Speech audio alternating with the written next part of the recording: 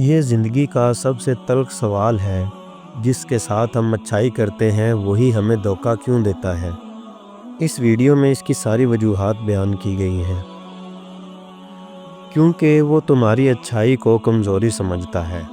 جو شخص اندر سے خود غرض ہو، وہ خلوص کو طاقت نہیں کمزوری سمجھتا ہے۔ وہ سوچتا ہے کہ تم برداشت کر لوگے، لہٰذا تمہیں آزمانے لگتا ہے، کیونکہ وہ تم سے حاصل کرنے آیا تھا، نبھانے نہیں۔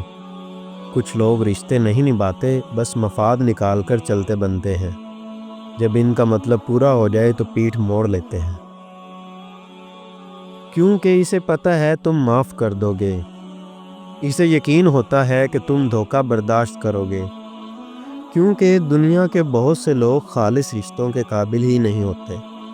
تمہاری سچائی، محبت اور اخلاص بعض لوگوں کے معیارات سے بلند ہوتے ہیں، اور وہ اسے سمجھنے کی صلاحیت نہیں رکھتے، کیونکہ وہ اندر سے حسد کرتا ہے تم سے۔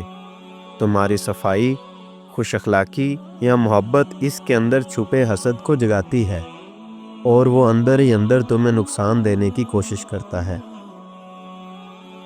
کیونکہ وہ خود دھوکے کا عادی ہوتا ہے۔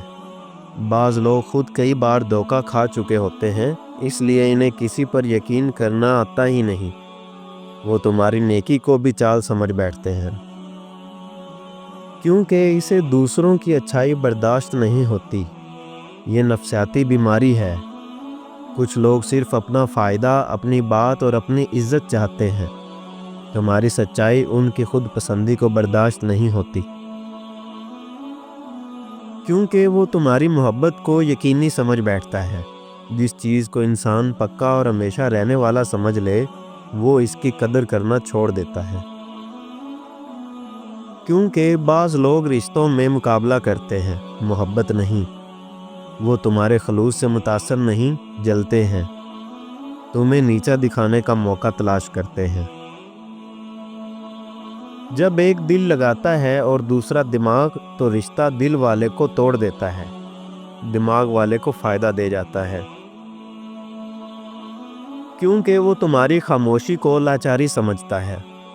تم اگر جھگڑا نہ کرو، برداشت کرو، تو اسے لگتا ہے تم کمزور ہو، اور وہ حدیں پار کر جاتا ہے،